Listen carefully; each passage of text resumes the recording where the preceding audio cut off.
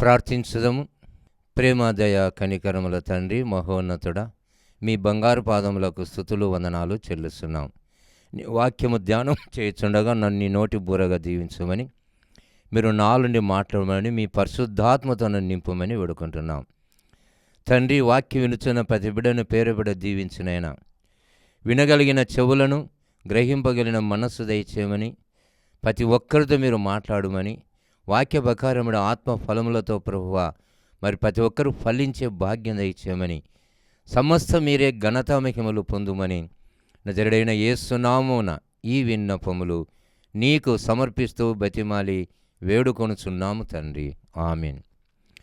ప్రభునందు ప్రియమైన వాళ్ళరా, దేవునికి స్తోత్రాలు. ప్రభువైన యేసుక్రీస్తు నామమున మీకందరికీ నా హృదయపూర్వక వందనాలు చెల్లిస్తున్నాను.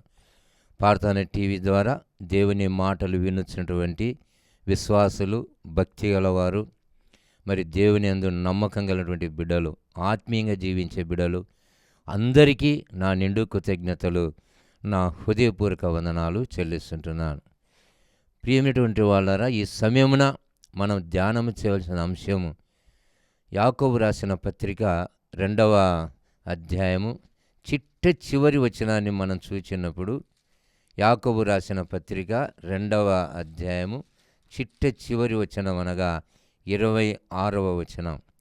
ప్రాణము లేని శరీరం ఎలాగు మృతమో అలాగే క్రియలు లేని విశ్వాసము మృతము.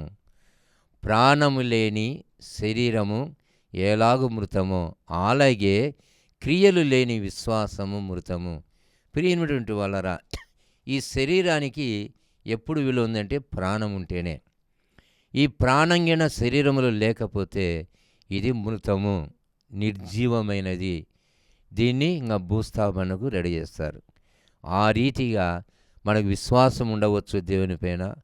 విశ్వాసం ఉన్నదని మనం అంతటితో తృప్తి పడకుండా మనం ఇంకా గమనించవలసిన విషయం ఏంటంటే, విశ్వాసానికి తగినటువంటి మన క్రియలు మనం చూపించాలంట.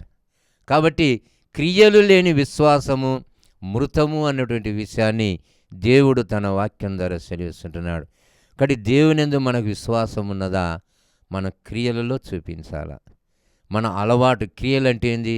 మన యొక్క నడవడిక, మన యొక్క ప్రవర్తన, మన యొక్క అనుదిన జీవిత పనులు, ఇవన్నీ కూడా దేవునికి ఇష్టంగా ఉండాలా, విశ్వాసంతో ఉండాలా. ఇవన్నీ క్రియలు అనేటువంటి విషయాన్ని దేవుడు తన వాక్యం ద్వారా సెలవిస్తుంటున్నాడు. మనము ప్రసంగి గ్రంథము 5వ అధ్యాయము 1-2 వచనాలు మనం చదువుకుంటే, నీవు దేవుని మందిరమునికి వెళ్ళినప్పుడు నీ ప్రవర్తన జాగ్రత్తగా చూసుకో. నీ ప్రవర్తన ఎక్కడికి? దేవుని మందిరానికి. ఒక ప్రార్థన, ఆరాధనకు, దేవుణ్ణి స్తుతించడానికి వెళ్ళేటప్పుడు నీ ప్రవర్తన జాగ్రత్తగా చూసుకో. ఆ ప్రవర్తనలో మొట్టమొదటి క్రియ ఏంటంటే, నీ మాటలు జాగ్రత్తగా ఉండవలను. నీ నోటిని కాచుకో. నీ హృదయమును త్వరపడని నీ హృదయముని, నీ మాటలు చాలా జాగ్రత్తగా ఉండాలి. మాటలను బట్టే మనం ఈ లోకంలో నీతిమంతులమని తీర్చబడతాం.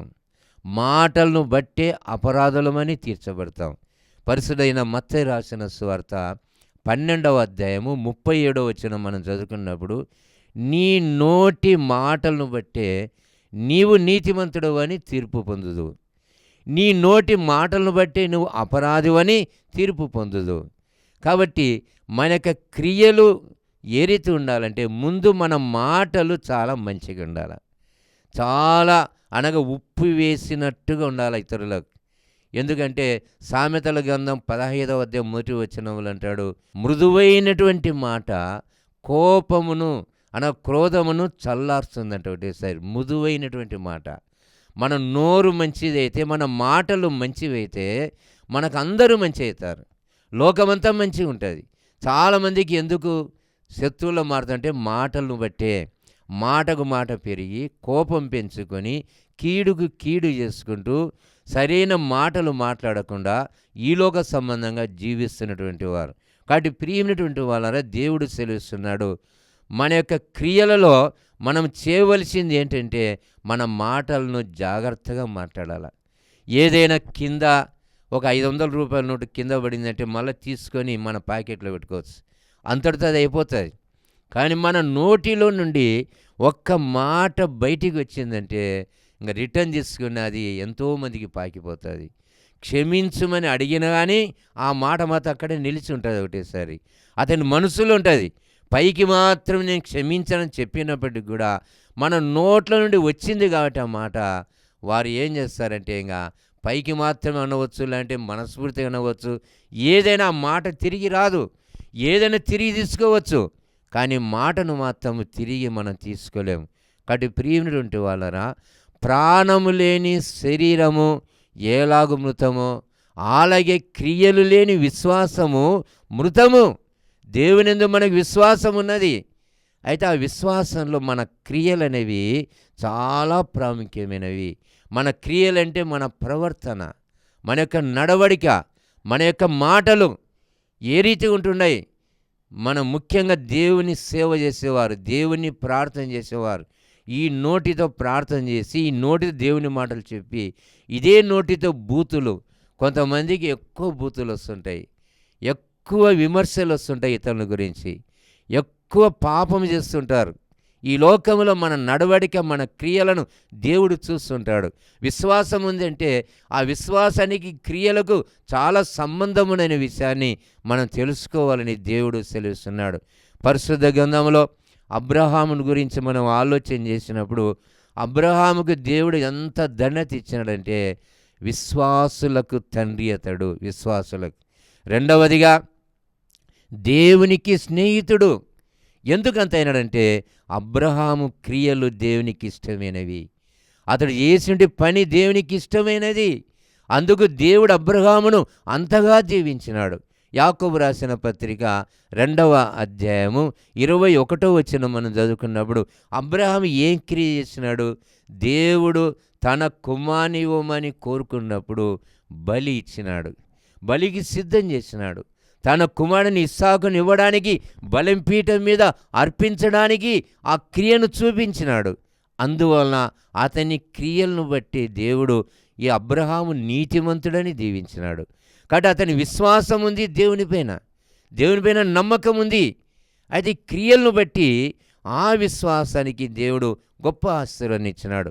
యాకోబు రాసిన పత్రిక 2వ అధ్యాయం 23వ వచనం మనం చదువుకుంటేనుగా అబ్రహాము దేవుని నమ్మెను, అది అతనికి నీతిగా ఎంచబడెను. దేవునికి అతని క్రియలను బట్టి దేవునికి స్నేహితుడుగా అతడు ఆశీర్వాదాన్ని పొందినాడు. కాబట్టి ప్రియమైనటువంటి వాళ్ళరా, అబ్రహాము ఎప్పుడైతే ఆ దేవుడు కోరుకున్నట్టు బలి అర్పణ చేసినాడో ఆ క్రియ మంచిదైంది, దేవునికి ఇష్టమైంది, విశ్వాసంలో బలపడినాడు, దేవుడు అబ్రహామును దీవించినాడు. అందుకే ఆ యొక్క బలి అర్పణ ద్వారా, ఆ విశ్వాసం ద్వారా అబ్రహాముకు దేవుడు ఏంటంటే ఆకాశ నక్షత్రాల వలె, ఇసుక రేణుల వలె అతన్ని ఆశ్రయించినాడు. విశ్వాసులకు తండ్రిగా దేవుడు దీవించినాడు. రోమీలకు రాసిన పత్రిక 4వ అధ్యాయము 19 నుంచి 23 వచనాల వరకు మనం చదువుకుంటేనుక అబ్రహాము యొక్క విశ్వాసం ఏంటి, అతని యొక్క నమ్మకం ఏమిటి మనం ఆలోచన చేసినప్పుడు ఆదికాండం 18వ అధ్యాయంలో ఒక గొప్ప ఆతిథ్యం ఇచ్చినాడు దేవుడైన యెహోవాకు. ఎండవేళ అనగా ఆదికాండం 18:1-5 వచనాలు మనం చదువుకుంటేనుగా ఎండవేళ అబ్రహాము తన గుడారం ముందర కూర్చొని ఉన్నాడు. అప్పుడు యెహోవా దేవుడు ప్రత్యక్షమైనాడు. అతడు ఇంకా బాగా చూసినప్పుడు 3 వ్యక్తులు కనపడినాడు. ఒక వృద్ధుడు, ముసలివాడు ఏం చేశాడంటే పరిగెత్తినాడు వాళ్ళ దగ్గరికి, నేల మట్టుకు వంగినాడు. దయచేసి నా దగ్గరికి రండి, నా గుడారం దాటిపోవద్దు, మీరు ఇక్కడనే ఉండండి మీరు అని చెప్పి ఆ చెట్టు కింద కూర్చోబెట్టినాడు. నీళ్ళు ఇచ్చినాడు, నీళ్లు తాగండి, అలసట తీర్చుకోండి అని చెప్పి ఇంకా ఇంటిలో గుడారంలోనికి వెళ్ళి శారాకు చెప్పినాడు, నువ్వు భోజనం ఏర్పాటు చేయాలా, రొట్టెలు ఏర్పాటు చేయాలా.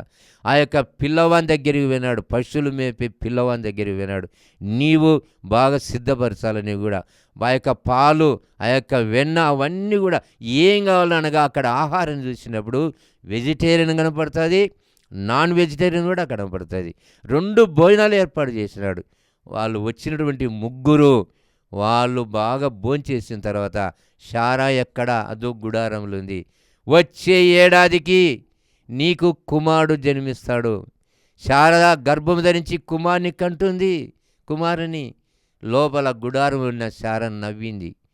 ఎందుకు శార నువ్వు నేను నవ్వలేదంటే, లేదు నువ్వు నవ్వినావు, దేవునికి అసాధ్యమని ఏమైనా ఉన్నదా?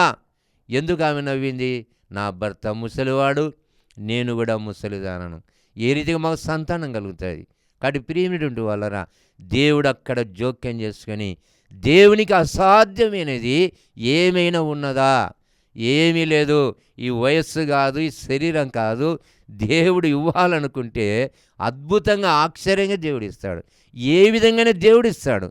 ఆ వాగ్దానాన్ని నమ్మినాడు. రోమపత్రిక 4:19 నుండి దేవుడు వాగ్దానం చేసినాడు. ఆ వాగ్దాన్ని నెరవేర్చడానికి సమర్థుడైన, ఆయన మాట తప్పనటువంటి వాడు, తన మాటను నెరవేరుస్తాడు. నేను 100 ఏళ్ల వయస్సు గలవాడను, ముసలివాడను, వృద్ధుడను, నా భార్య కూడా వృద్ధురాలు, ముసలిది. అయినప్పటికీ దేవుడు వాగ్దానం చేసినాడు. దేవుడు మాట సెలివిచ్చినాడు. ఆయన సమర్థుడు, ఆయన మాట తప్పడు, ఇచ్చిన మాటను ఆయన నెరవేరుస్తాడని చెప్పి అంత గొప్ప విశ్వాసం అతనిలో కలిగి ఉన్నది. అందువలన దేవుడు అబ్రహామును దీవించినాడు. ప్రియమైనటువంటి వాళ్ళరా, కాబట్టి అతని క్రియ ఏ రీతి ఉన్నదంటే, మనం ఈ లోకంలో 10 మంది కొడుకులు ఉన్నప్పటికీ, లేక 10 మంది పిల్లలు ఉన్నప్పటికీ, ఒక పిల్లోని కానీ ఒక పాపను కానీ ఇవ్వాలంటే ఇవ్వలేరు. ఎందుకంటే మా పిల్లలు అనే ఆ యొక్క ఆశ ఉంటుంది వాళ్ళు, ఆ స్వార్థం అనేది ఉంటుంది. కానీ అబ్రహాముకు ఉన్నది ఒక్క కొడుకే, వృద్ధాపంలో పుట్టిన కుమారుడు, తాను ఎంతో ప్రేమించినటువంటి కుమారుడు, దేవుడిచ్చిండి కుమారుడు. ఆయన దేవుడే అడిగినాడు కాబట్టి దేవునికి ఇచ్చినాడు. అందువలన అక్కడ దేవుడు అబ్రహామును గురించి సెలవిస్తున్నాడు. యాకోబు 2:21 ఈ అబ్రహాము క్రియ దేవునికి ఇష్టమైంది, అందుకు నీతిమంతుడు తెరపరిచినాడు, అందుకు క్రియ లేని విశ్వాసము మృతము. అందుకే అబ్రహాముని దేవుడు గొప్పగా దీవించినాడు, ఆశ్రయించినాడు. కాబట్టి ప్రియమైనటువంటి వాళ్ళరా, విశ్వాసం అనేది క్రియల్లో కనపడాలా, మన మాటల్లో కనపడాలా, మన జీవితంలో కనపడాలా, మన నడవడికలో. ఈ లోకంలో జీవిస్తున్నామంటే ఎన్ని సంవత్సరాలు జీవించినా మనం చేసే పనుల్లో, క్రియల్లో ఆ విశ్వాసం కనపడాలన్నటువంటి విషయాన్ని దేవుడు తన వాక్యం ద్వారా సెలవిస్తున్నాడు. మనం యేసు శిష్యులు 12 మంది శిష్యుల్లో పేతురు మొట్టమొదటివాడు, అనగా మొట్టమొదట పిలువబడినటువంటి వాడు. తర్వాత అతని తమ్ముని పిలిచినాడు, ఇంకా మిగతా వాళ్ళను 12 మందిని పిలిచినాడు. అక్కడ యేసుప్రభు వారు ఆ శిష్యులను 12 మందిని పిలిచినాడు. పిలిచిన తర్వాత ఒక సందర్భంలో మరి పేతురు యేసుప్రభు వారు సముద్రం నడుచుకుంటూ వస్తే ఇతను కూడా ఆశ కలిగింది, నేను కూడా నడుస్తాను ప్రభువా అన్నాడు. సరే కమాన్ పేతురు నడువు, ఈ సముద్రం మీద నడువు అని ఆజ్ఞాపించినాడు. పరిశుద్ధుడైన మత్తయి రాసిన సువార్త 14:31 మనం చదువుకున్నప్పుడు అక్కడ యేసుప్రభు మాట విని పేతురు సముద్రం నడవడానికి ప్రయత్నం చేసినాడు. అయితే పక్కకు చూసినాడు, గాలిని చూసినాడు, సముద్రంలో మునిగిపోతున్నాడు. మునిగిపోతుంటే యేసుప్రభువా నన్ను కరుణించు, నాకు సహాయం చేయమని యేసువును వేడుకున్నాడు ఈ యొక్క పేతురు.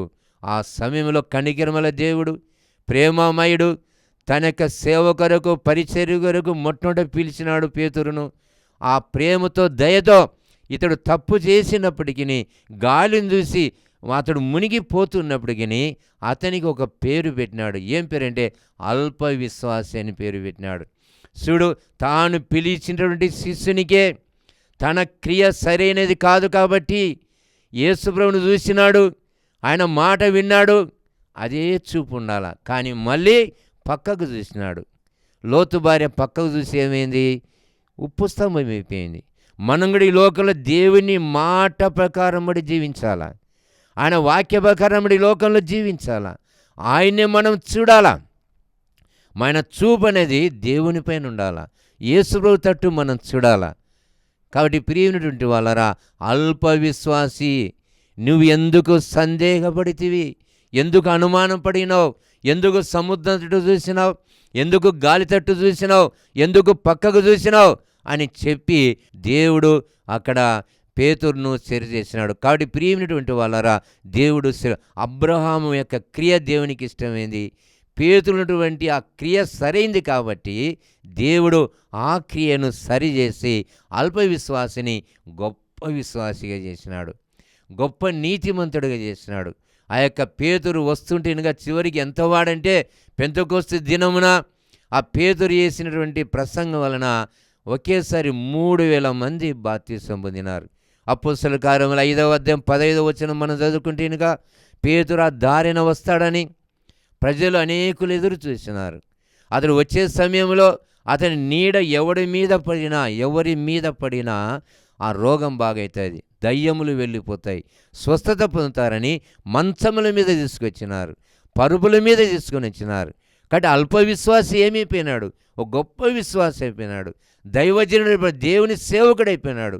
పెంతెకోస్తు దినమున అతని వాక్య పరిచర్య వలన 3,000 మంది బాప్తిసం పొందినారు. అతని నీడ పడితే చాలు, ఎంత ఉన్నతమైన స్థానంలో దేవుడు సెలవిస్తున్నాడు. ఎందుకనగా దేవుని యందు వారికి ఉన్న విశ్వాసం, వారి క్రియలు మంచివి కాబట్టే దేవుడు దీవించినాడు. కాబట్టి ప్రియమైనటువంటి వాళ్ళరా, మనం కూడా ఆ రీతిగా మనం చేసే అలవాటులు, మన క్రియలు, మన పనులు, మన నోటి మాటలు దేవునికి ఇష్టంగా ఉండాలా. అవన్నీ క్రియలని దేవుడు తన వాక్యం ద్వారా సెలవిస్తున్నాడు. రెండవ వ్యక్తిని మనం ఆలోచన చేసినప్పుడు యాకోబు రాసిన పత్రిక 2వ అధ్యాయము 25వ వచనం మనం చదువుకుంటే రాహాబు అనే వేశ్య మనకు కనబడుతుంది. ఆమె వృత్తి ఒక వేశ్య. ఆమె ఇంటికి వచ్చినటువంటి దూతలను ఆమె వచ్చిన దారి కాకుండా ఇంకొక దారిలో వారిని కాపాడింది, వారిని రక్షించింది. వాళ్ళని పట్టుకోవాలని వాళ్ళు ఎదురు చూసినప్పుడు వాళ్ళ భార్య నుండి, ఆ ప్రాణగండము నుండి ఆమె రక్షించింది.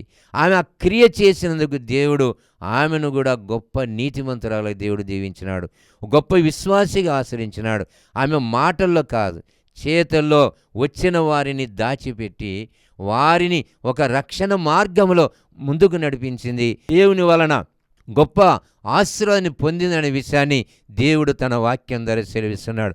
కాబట్టి ప్రియమైనటువంటి వాళ్ళరా, ఈ లోకంలో మన దేవునిపైన మన విశ్వాసం ఏ రీతి, పేతురులో అల్ప విశ్వాసం ఉన్నదా మనం ఆలోచన చేయాలి. రాహాబు వేశ్య ఏ విధంగా మారింది? నీతిమంతురాలుగా మారి దేవుని వలన, దేవుని మహిమ కొరకు ఆమె ఎంతగానో సాదృశ్యంగా రాయబడింది పరిశుద్ధ గ్రంథములని మనం తెలుసుకోవాలని దేవుడు సెలవిస్తున్నాడు. యేసు ప్రభు 12 మంది శిష్యులలో ఇంకొక శిష్యుని మనం ఆలోచన చేసినప్పుడు తోమ ఎలాంటి వాడంటే సందేహం గలవాడని వేదాంతులు చెప్తుంటారు. అనుమానం గలవాడు, నేను చూస్తేనే నమ్ముతాను, నేను చూడకపోతే నమ్మనటువంటి మనస్సు కలిగిన వాడని అనుకుంటుంటారు. కానీ ఇంకా కొంతమంది పండితులు ఏమని చెప్తారంటే తోమ తన కొరకు కాదు, యేసు ప్రభు తిరిగి లేచినాడని, ఆయన పునరుత్థానుడని యేసు అందరూ నమ్మాలంటే అనుమానానికి స్థానం ఉండకూడదు, అనుమానానికి స్థలం ఉండకూడదు అని తనకు తానే ఒక అనుమాన వ్యక్తిగా అతడు తన మనసులో అనుకొని యేసు ప్రభువుని అడిగినాడని కొంతమంది పండితులు వాదిస్తారు. ప్రియమైనటువంటి వాళ్ళరా, పరిశుద్ధుడైన యోహాను రాసిన సువార్త 20వ అధ్యాయము 27వ వచనం మనం చదువుకున్నప్పుడు అక్కడ దేవుడు సెలవిస్తాడు. 28వ వచనంలో కూడా దేవుడు సెలవిస్తాడు, తోమా నన్ను చూడు, ఈ చేతులు చూడు, నా పక్కను చూడు, ఈ గాయములు చూడు, నువ్వు అవిశ్వాసివి కాక విశ్వాసివై ఉండుమని అక్కడ తోమాను దీవించినాడు. చూచి నమ్మిన వానికంటే చూడక నమ్మినవాడు ధన్యుడనే విషయాన్ని అక్కడ యేసుప్రభువు వారు బోధించినాడు. కాబట్టి పేతురు అల్ప విశ్వాసి, కొంచెమే విశ్వాసం, కానీ గొప్ప వ్యక్తి అయిపోయినాడు దేవుని సేవకునిగా.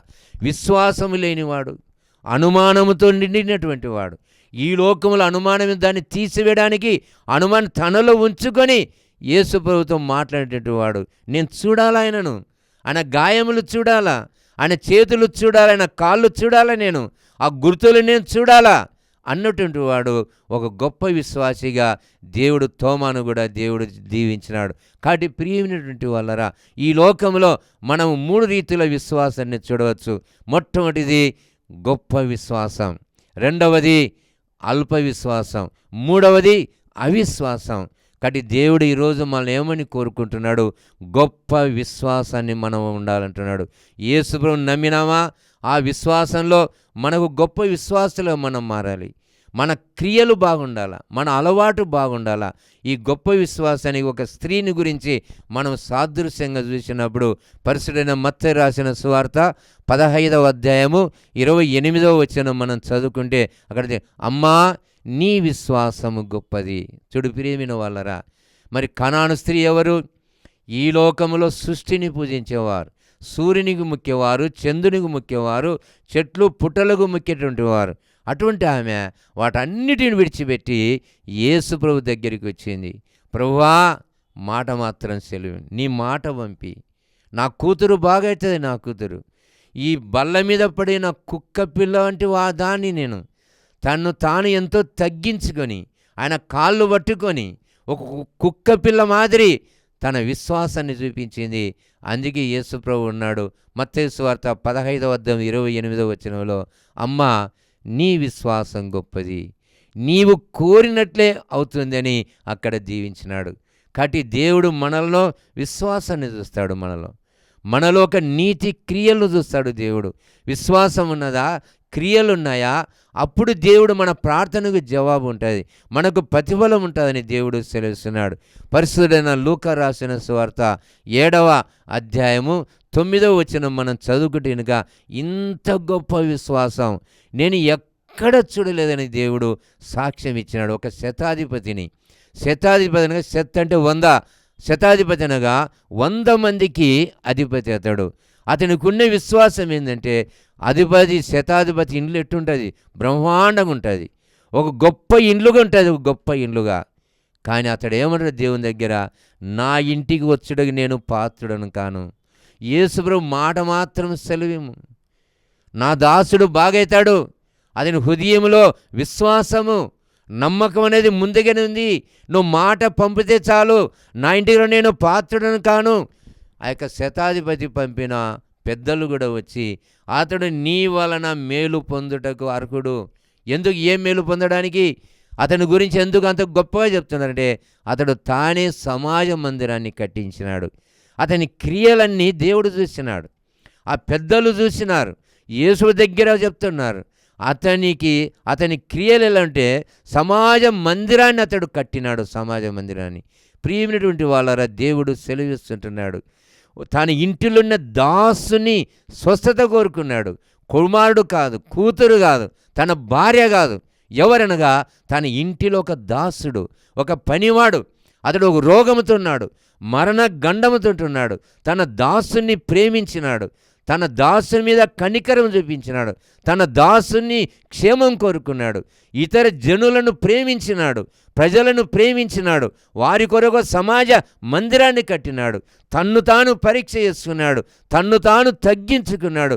నా ఇండ్లు ఏపాటిది అనగా నా హృదయం ఏపాటిది, నా మనస్సు ఏపాటిది, యేసు ప్రభు నాలోకి రావడానికి మాట మాత్రం సెలవు ప్రభువా, నా దాసుడు బాగైతాడని చెప్పినప్పుడు వెంటనే యేసు ప్రభు అన్నాడు శతాధిపతిని గురించి, ఇంత గొప్ప విశ్వాసము నేను ఎక్కడ చూడలేదని. కాబట్టి ప్రియమైనటువంటి వాళ్ళరా, యేసు ప్రభు వారు ఈ లోకానికి వచ్చినాడు, విశ్వాసులందరినీ దీవించినాడు.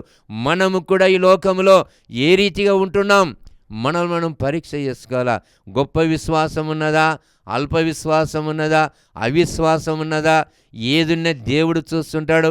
పరిశుద్ధుడైనటువంటి లూకా రాసిన సువార్త 18వ అధ్యాయం 8వ వచనం మనం చదువుకుంటేనుగా, భూమి మీదికి మనుష్య కుమారుడు వచ్చినప్పుడు మన విశ్వాసాన్ని దేవుడు చూస్తాడు. కాబట్టి ప్రియమైనటువంటి వాళ్ళరా, దేవుడు సెలవిస్తున్నాడు, మనలో గొప్పతనం కాదు, మన ఆస్తులు కాదు, దేవుడు మనలో చూసేది ఒక విశ్వాసాన్ని దేవుడు చూస్తాడు. ఆ విశ్వాసాన్ని బట్టి దేవుడు దీవిస్తాడు. కాబట్టి ఏ రీతిగా ఉంటున్నాం మనం పరీక్ష చేసుకోవాలా. క్రియలు లేని విశ్వాసము మృతము. కాబట్టి మనం ఎప్పటికీ కూడా విశ్వాసం ఉందని మన అందరికీ తెలుసు, కానీ విశ్వాసం తగిన క్రియలు కూడా మనతో ఉండాలి. హెబ్రీలకు రాసిన పత్రిక 11వ అధ్యాయము 4వ వచనం 6 వచనాలు మనం చదువుకుంటేనుగా, మొట్టమొదటి 4వ వచనంలో హేబేలు అంటాడు, అతడు అర్పణ ఇచ్చినాడంటే విశ్వాసం బట్టి అతడు అర్పణ ఇచ్చినాడు. దేవుని యొద్దకు వచ్చేవారు, దేవుని దగ్గరికి వచ్చేవారు, దేవుడు ఉన్నాడని నమ్మాలి. మనం ఆయన ఏమి అడిగినా ప్రతిఫలము దయచేసే నమ్మకం, ఆ విశ్వాసం మనకు ఉండాలంటాడు. అప్పుడు దేవుడు గొప్పగా దీవిస్తాడు. కాబట్టి యాకోబు రాసిన పత్రిక 2:26 వచనం ప్రకారం బడి మనం ఏ రీతిగా ఉంటున్నాం? ప్రాణము లేని శరీరం ఎలాగో మృతమో, క్రియలు లేని విశ్వాసం కూడా అదే రీతిగా మృతము అనే విషయాన్ని దేవుడు సెలవిస్తున్నాడు. దేవుని దగ్గర మనం తప్పించుకోలేము. ఈ లోకంలో అందరి దగ్గర దాచిపెట్టవచ్చు మన క్రియలు, మన అలవాటులు. దేవుని దగ్గర మనం తప్పించుకోలేం. అపోస్తలుడైన పౌలు కొరింథీయులకు రాసినటువంటి 2వ పత్రిక 5వ అధ్యాయం 10వ వచనం మనం చదువుకుంటే, ఎందుకనగా తాను జరిగించిన క్రియలు చొప్పున అవి మంచివైనా సరే చెడ్డవైనా సరే దేహముతో జరిగించిన వాటి ఫలము మనం పొందున్నట్లు మనం అందరము క్రీస్తు న్యాయపీఠం ఎదుట ప్రత్యక్షం కావాలను. తప్పించుకుంటామా? మనం తప్పించుకోలేము. మనం చేసినటువంటి క్రియలు మంచివైనా సరే చెడ్డవైనా సరే దేవుని న్యాయపీఠం దగ్గర చేరుతాయి. అక్కడ దేవుడు న్యాయం తీరుస్తాడు, తీర్పు తీరుస్తాడు. 1 యోహాను రాసిన పత్రిక 3వ అధ్యాయం 12వ వచనం చదువుకున్నప్పుడు మనం కయీను వంటి వారమై ఉండరాదు. ఎందుకు? అతని క్రియలు చెడ్డవి, హేబెలు క్రియలు మంచివి. అతడు దుష్టుని సంబంధి కయీను, అతను తన సహోదరుని చంపినాడు. కయీనులో అలవాటులన్నీ కూడా పెరిగిపోయినాయి. కాబట్టి ప్రియమైనటువంటి వాళ్ళరా, మనం పరిశుద్ధ గ్రంథాన్ని చదివినప్పుడు మంచి క్రియలున్న వాళ్ళను దేవుడు గొప్పగా దీవించినాడు. అప్పుడే వారి విశ్వాసాన్ని కూడా దేవుడు దీవించినాడు, సకల ఆశలు కుమ్మరించినాడు. కాబట్టి ఏ రీతిగా మనం ఈ లోకంలో ఉంటున్నాం? దేవుని దగ్గరికి వచ్చేవారు, దేవుని ప్రార్థన చేసేవారు, దేవుని ఆరాధించేవారు. దేవుని పైన విశ్వాసం ఒకటే సరిపోదు. ఆ విశ్వాసానికి తగిన క్రియలు మనలో ఉండాలా. మన అలవాటులు బాగుండాలా, మన జీవితం బాగుండాలా, మన నడవడిక, మన ప్రవర్తన కూడా మనలో. అప్పుడు దేవుడు గొప్పగా దీవించి తన బిడ్డలుగా వర్ధిల్లింపజేస్తాడు. ఈ కొద్ది వాక్యమును దేవుడు దీవించి ఆశించునుగాక. ఆమేన్. ప్రార్థించుదాము. ప్రేమ దయగల తండ్రి, స్తోత్రాలనైనా పరిశుద్ధపు మీ మాటల ద్వారా జీవపు మాటలు వినిపించిన దేవుడవు, మీకే స్తోత్రములు, వందనాలు చెల్లిస్తున్నాం తండ్రి. ఈ సమయంలో నీ వాక్యం ఉన్న ప్రతి బిడ్డను దీవించుకుంటున్నాం. ప్రతి ఒక్కరిలో విశ్వాసం ఉన్నదా తండ్రి? ఎటువంటి విశ్వాసం నీకు తెలుసునైనా. గొప్ప విశ్వాసం ఉన్నదా? అల్ప విశ్వాసం ఉన్నదా? అవిశ్వాసం ఉన్నదా? ఎవరైనా తండ్రి, పాపుల కొరకు ఈ లోకానికి వచ్చినావు, పాపులు రక్షించడానికి వచ్చిన దేవుడవు తండ్రి. నీ రక్తంతో కడిగి పవిత్రం చేసే దేవుడవు తండ్రి. ప్రతి విశ్వాసిని దీవించినైనా. క్రియలు లేని విశ్వాసం మృతమన్నావు తండ్రి. మంచి క్రియలు లేకపోతే ప్రభువా వారి విశ్వాసం మృతం కాకుండా ప్రతి బిడ్డను మీరు కాపాడమని వేడుకుంటున్నాం. ప్రతి ఒక్కరికి కావాల్సిన రక్షణ దయచేయమని వేడుకుంటున్నాం. ప్రతి ఒక్కరి ద్వారా మీరే ఘనత మహిమలు పొందుమని, చిన్న బిడ్డలు, యవ్వనస్తులు, పురుషులు, స్త్రీలు, పెద్దలు, వృద్ధులు అందరినీ దీవించమని నజరేయుడైన యేసు నామమున ఈ విన్నపములు నీకు సమర్పిస్తూ బతిమాలి వేడుకొనుచున్నాము తండ్రి. ఆమేన్.